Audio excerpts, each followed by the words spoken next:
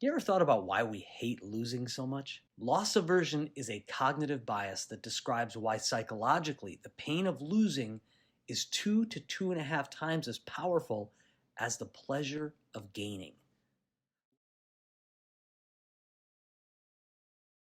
Loss aversion can significantly impact our decisions, and it is especially common when individuals deal with matters of finance, like purchasing or selling a home, for instance.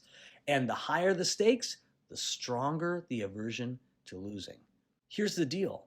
The fear of loss can dissuade us from taking even well calculated risks with the potential for meaningful returns and can prevent us from making logical choices as the fear of loss is too intense. Here's an example of how loss aversion plays out.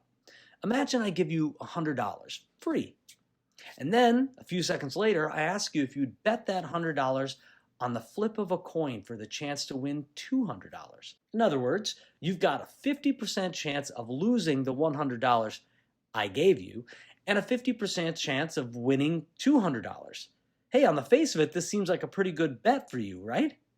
Well, studies on loss aversion show that people tend not to take this bet.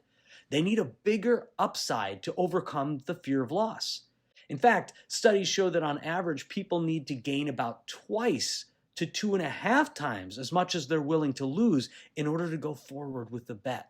So in our example, in order to gamble on the chance of losing the $100 I gave you, I must be willing to offer you the chance to win $300 to $350, not the 50-50 shot at an equal win or loss.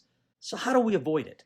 It's essential to know how to overcome loss aversion and its influence on our decisions, especially when loss aversion stands in the way of potentially significant gains. First, let's talk about framing.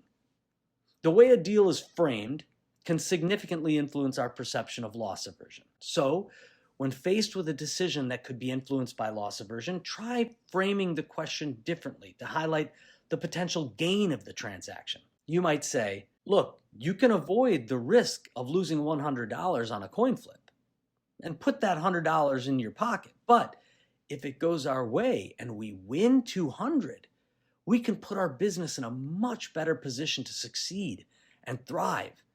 Think of what could be gained by just one flip of the coin. You can also put the potential loss into perspective. It's very effective to explore and examine what worst case scenario might be if the course of action was taken. And once you've identified worst case scenario, to examine what the likelihood of that playing out actually is. This helps us put the strong feelings of loss into perspective and allows us to better understand if the risk is worth taking based on a calculated, measured, and weighted approach. Just remember, the concept of loss aversion is real, and you and your clients are not immune to it.